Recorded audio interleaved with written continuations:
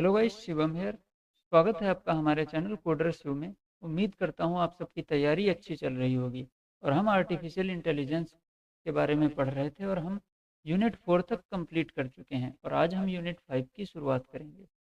तो आपके पूरे एआई के एआई सब्जेक्ट में जो यूनिट 1, 2 और 5, ये 3 यूनिट सबसे स्कोरिंग है और उनमें से सबसे आसान पहली है। और पांचवी में तो आप कुछ भी बना के लिख सकते हैं क्योंकि ये आजकल एप्लीकेशंस एआई के तो भरे पड़े हैं।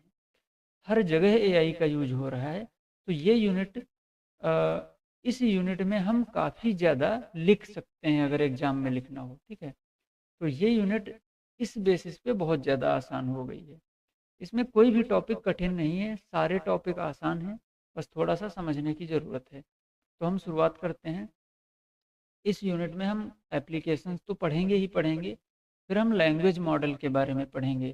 जो नेचुरल लैंग्वेज प्रोसेसिंग होती है उसके बारे में पढ़ेंगे। जैसे हम लोग कोई भी स्पीच, कोई कुछ भी बोल देते हैं तो वो कैसे मशीन समझ जाती है, उसके अंदर कैसे क्या प्रोसेस होता है वो पढ़ेंगे। मशीन ट्रांसलेशन पढ़ेंगे कि कैसे हमारी लैंग्वेज को ट्रांसलेट करके दूसरी लैंग्वेज में कर देता है। स्पीच रिकॉग्निशन पढ़ेंगे कि हम कैसे बोलते हैं और वो समझ के टेक्स्ट में कन्वर्ट कर देता है। या फिर जो भी चीज़ें होती हैं, हम रोबोट्स के बारे में पढ़ेंगे कि रोबोट क्या होता है। इसमें ज़्यादा डीप नहीं पढ़ना है, बस हमें डेफिनेशंस वगैरह रोबोट्स की पढ़नी बस। तो हमारा पहला टॉपिक है एआई एप्लीकेशन। तो एप्लीकेशंस में तो हम कुछ भी लिख सकते हैं। आजकल हर चीज़ में एआई यूज हो रही है, चाहे जिस फील्ड में चले जाओ एआई का ही यूज है।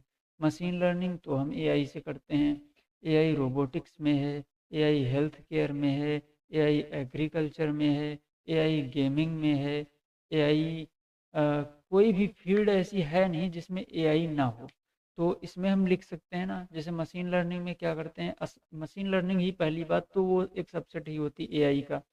एआई का सबसेट होती है मशीन लर्निंग और उसका भी सबसेट होता है डीप लर्निंग। ठीक है, तो ये तीन चीज़ें होती हैं, यही डिफरेंस होता है। जो एआई होती है वो हमारी मेन ब्रांच है, फिर उसके अंदर एक सबसेट होता है मशीन लर्निंग, फिर उसका सबसेट होता है डीप लर्निंग। तो ये तीन चीज़ें होती हैं। तो AI in machine learning, a subset of AI that uses statistical technique to improve computer system with experience। ठीक है, ज़्यादा कुछ लिखने की ज़रूरत नहीं, बस इसमें तुम बता सकते हो कि एआई का यूज हम कैसे मशीन लर्निंग में कर सकते हैं। एआई इन रोबोटिक्स, रोबोटिक्स में तो एआई का यूज होता ही होता है कि हम कैसे उसमें आर्टिफिशियल इंटेलिजेंस डाल देते हैं जो रोबोट्स किसी भी चीज़ को समझ लेता है। रोबोट क्या है, एक टाइप की मशीन ही तो है, बस उसमें प्रोग्राम्स किए हुए होते हैं जिससे वो वर्क करता है। एक टाइप की मशीन ही है कोई, बस उसका शेप ऐसा बना देते हैं कि वो हमको ह्यूमन की तरह लगता है, रोबोट जैसे लगता नहीं कि ये ह्यूमन की तरह है। उसका शेप वो है वैसा, बाकी कोडिंग तो हम किसी भी मशीन में फिट कर सकते हैं ना वो चीज़। AI in health care, health care में कैसे क्या होता है, जैसे हम लोगों के पास आजकल बहुत सारी ऐसी मशीनें हैं जो, जैसे बीपी चेक करने वाली मशीन हुई, या फिर कोई भी डिसीज डिटेक्ट करना है, कैंसर सेल्स को डिटेक्ट करना है, तो ये सब चीज़ें ना एआई से हो जाती हैं, तो ये लिख सकते हैं। फिर है एआई इन एग्रीकल्चर, आजकल बहुत सारी ऐसी मशीन्स बनी हुई हैं जो एग्रीकल्चर में हेल्प करती हैं। जैसे हम क्रॉप को प्रोड्यूस करते हैं, तो कोई भी क्रॉप में, जैसे कोई फील्ड है, खेत है, उसमें हमने कुछ उगाया, तो उसमें कौन सी बीमारी, किसी पेड़ में कोई बीमारी तो नहीं है, ये चीज़ डिटेक्ट करने के लिए एआई जो है बहुत एडवांस हो चुका है इस चीज़ में। और कोई भी सीड है वो ख़राब तो नहीं हुआ है, और ख़राब हुआ है तो उसको हम कैसे डिटेक्ट करते हैं। या फिर हम सॉइल, जो हमारी मिट्टी होती है, उसको कैसे इम्प्रूव कर सकते हैं, तो ये चीज़ें एआई हमें बता देता है। एआई इन गेमिंग, गेमिंग में तो इतना ज़्यादा ही है, देखे ही होगे, चेस जैसे है मान लो, तो हम लोग खेलते हैं, ऑनलाइन चेस खेलते हैं ना, तो एआई उधर से जो खेल रहा होता है वो एआई ही तो होता है। तो एआई इन गेमिंग हो गया, इसमें आप बहुत सारे एग्जांपल्स लिख सकते हो एआई गेम के। फिर है एआई इन सोशल मीडिया, सोशल मीडिया में तो बम्पर एआई यूज हो रहा है आजकल। चैट जीपीटी से बहुत सारी चीज़ें जनरेट करा के सोशल मीडिया पे अपलोड करते हैं। मैं आपको बता दूं, प्रमोशन नहीं है, लेकिन एक लियोनार्डो एआई, ये वेबसाइट पे जाना और उस पे आप कोई भी प्रॉम्प्ट डालना, मतलब वो 100% फ्री है। आप दिन में कम से कम 10 से 15 इमेज जनरेट कर सकते हो, बस आपको प्रॉम्प्ट डालना है। कुछ भी, किसी भी टाइप की इमेज आप जनरेट कर सकते हो HD, अल्ट्रा HD क्वालिटी में। और अगर आपको देखना है तो आप हमारे इंस्टाग्राम पेज पे जा सकते हो, capturing_dot_word। ठीक है, मैं लिंक दे दूंगा नीचे डिस्क्रिप्शन में, आप देखो जाके कितनी अच्छी अच्छी इमेज जनरेट कर देता है। किसी भी टॉपिक पे जनरेट करना हो आपको तो उस पे चले जाओ, आप जनरेट कर लो। तो सोशल मीडिया में ऐसे वर्क कर जाता है। आजकल बहुत सारे लोग पैसा भी कमा रहे हैं इसमें जनरेट करके, और फिर videos, text to video, image to video बनाते हैं और फिर अपलोड करते हैं यूट्यूब चैनल पे भी। तो बहुत सारा पैसा इससे कमा रहे हैं लोग। अब आते हैं लैंग्वेज मॉडल के बारे में। A language model is a type of machine learning model trained to conduct a probability distribution over words. देखो, लैंग्वेज मॉडल ये एक ऐसा मॉडल होता है कि हम कुछ भी बोलते हैं तो उसको वर्ड बाय वर्ड डिस्ट्रीब्यूट करता है और फिर समझता है, ट्रेनिंग लेता है उसमें कि हम क्या कहना चाह रहे हैं। वो पैटर्न फाइंड करके वो समझता है। जैसे मैंने कुछ भी बोला, ठीक है, तो जब सबसे पहली बार आया था AI लैंग्वेज वाला, तो इतना अच्छा नहीं समझ पाता था। जैसे हम लोग गूगल में ट्रांसलेशन का यूज करते हैं, इंग्लिश टू हिंदी, हमारी इंग्लिश इतनी मजबूत नहीं होती है, तो हम ट्रांसलेट करते हैं गूगल पे। तो पहले क्या होता था, पहले हम ट्रांसलेट करते थे जाके गूगल पे, तो बहुत सारी चीज़ें गलत आती थी, एकदम 100% एक्यूरेट ट्रांसलेशन नहीं होता था। तो अब कैसे होने लगा, तो क्या होता है कि वो धीरे धीरे ट्रेंड होता है। तो जैसे हमने कुछ उसमें ट्रांसलेट किया, तो उसने देखा वर्ड्स को, फिर उसने अपने हिसाब से ट्रांसलेट कर दिया हिंदी में। फिर अब उन वर्ड्स को वो याद कर लेगा कि इसका ये मतलब था, उसका ये मतलब था। अब जैसे कुछ जो भी मिस्टेक्स हुई उसको हम सुधारेंगे तो वो डिटेक्ट करेगा उस चीज़ को, तो वो वर्ड बाय वर्ड। तो एक मॉडल होता है, ऐसे नहीं काम करता ना, एक मॉडल पूरा बनाया जाता है। मॉडल्स में बहुत सारी चीज़ें, पूरी कोडिंग लिखी जाती है, उससे जाके मॉडल बनता है। Language models are a fundamental component of natural language processing. ये एक फंडामेंटल कंपोनेंट होता है NLP। NLP वही है ना कि कैसे हम नेचुरल लैंग्वेज को प्रोसेस कर रहे हैं, मतलब मशीन्स कर रही हैं, वही चीज़ है, ठीक है। They use statistical and probabilistic technique to predict which words are most likely to appear together in a sentence और फ्रेज। वही चीज़ है ना। Language models are trained using a large data set of text such as collection of books और article.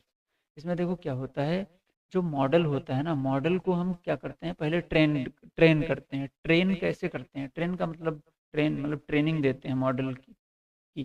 तो उसमें क्या करते हैं हम, बहुत सारा डेटा, डेटा का मतलब जैसे कोई आर्टिकल हो गया वो प्रोवाइड कर देते हैं। तो उसको डेटा सेट प्रोवाइड करने के बाद हम उस पर ट्रेन करते हैं। लिखा है language model analyse bodies of text data to provide a basis for their word prediction. तो वो वर्ड प्रेडिक्ट प्रेडिक्ट करके जो है उस पर ट्रेनिंग, फिर ट्रेनिंग करने के बाद जो है वो उसी तरह इम्प्रूव हो जाता है। फिर लिखा है कि एग्जाम्पल दिया है, the cat is on the dash. अब इसमें देखो डैश लिखा है, इस यहाँ पे क्या होना चाहिए। तो मॉडल कुछ भी प्रेडिक्ट कर सकता है। अब जैसे इसमें कैट है, तो कैट से रिलेटेड वो प्रेडिक्ट कर सकता है, जैसे मैट हुआ तो मैट प्रेडिक्ट करके दे देगा। तो इस टाइप से ये काम करता है। फिर अगला है नेचुरल लैंग्वेज प्रोसेसिंग। तो नेचुरल लैंग्वेज प्रोसेसिंग एक ब्रांच है आर्टिफिशियल इंटेलिजेंस की, जिसमें क्या होता है, which enables machines to understand human language. तो जो भी हम लोग आपस में या मशीन से इंटरेक्ट करने के लिए जो लैंग्वेज का यूज करते हैं, उस लैंग्वेज को समझने के लिए ये होती है, ठीक है। The main goal of NLP is to build systems that can make sense of text and automatically execute task like spell check, text translation. तो ये चीज़ें जो है NLP के द्वारा की जाती हैं। NLP ज़्यादा कुछ नहीं होता, ये सिंपल सा काम करता है। ये 5 फेज होते हैं इसके, जिस पे ये वर्क करता है। पहला हुआ lexical, syntax analysis, semantic analysis, discourse integration, pragmatic analysis. तो इसमें ये 5 चीज़ें होती हैं जिन जो टोटल 5 फेजेज में जाके वो एक लैंग्वेज को, ह्यूमन लैंग्वेज को समझ पाता है। तो इतने सारे स्टेप होने के बाद ये हमारा कंप्लीट होता है। और फिर इसके बाद है इंफॉर्मेशन रिट्रीवल और एक्सट्रैक्शन। इन दोनों में देखो क्या अंतर होता है। Information retrieval can be defined as a software program that deals with the organization, storage, retrieval and evaluation of information from document repositories, particularly textual information। देखो इंफॉर्मेशन रिट्रीवल इसमें क्या है, जैसे कोई भी हम टेक्स्ट या डेटा दे दिए तो उसमें से इंफॉर्मेशन रिट्रीव करना, मतलब जो ऑर्गेनाइजेशन होती है उससे डील करना, स्टोरेज कितनी लेगा, ठीक है, ये सारी चीज़ें इसमें होती हैं। Information retrieval is the activity of obtaining material that can usually be documented on an unstructured nature, that is usually text which satisfies an information need from within large collection which is stored on computers. For example, information retrieval can be when a user enters a query into the system। जब कोई query की जाती है तो उस query के basis पे जो डेटा निकल के आ रहा है उसे हम इंफॉर्मेशन रिट्रीवल कह सकते हैं। फिर है इंफॉर्मेशन एक्सट्रैक्शन। एक्सट्रैक्ट मतलब कहीं से कुछ निकालना ही होता है। तो it is a technique used in NLP to automatically extract structured information from unstructured text data. हमारे पास डेटा सेट में बहुत सारा डेटा पड़ा होता है, जो डेटा होगा तो बहुत सारा होगा, तो वो अनस्ट्रक्चर्ड वे में होता है, तो उसको स्ट्रक्चर्ड इंफॉर्मेशन उसमें से एक्सट्रैक्ट करना ही इंफॉर्मेशन एक्सट्रैक्शन कहलाता है।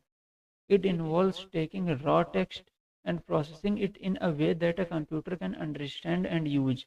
वही चीज़ है ना कि मतलब जो रॉ डेटा पड़ा हुआ है उसको निकाल के उस वे में प्रेजेंट करना कि कंप्यूटर या फिर जो भी मशीन है वो उसे समझ सके और उसका यूज कर सके।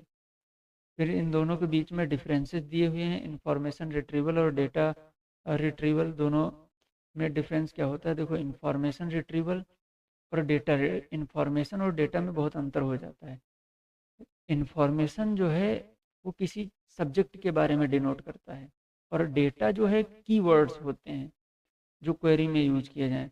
तो लिखा है the software program that deals with the organization, storage, retrieval and evolution of information from document repository, particularly textual information.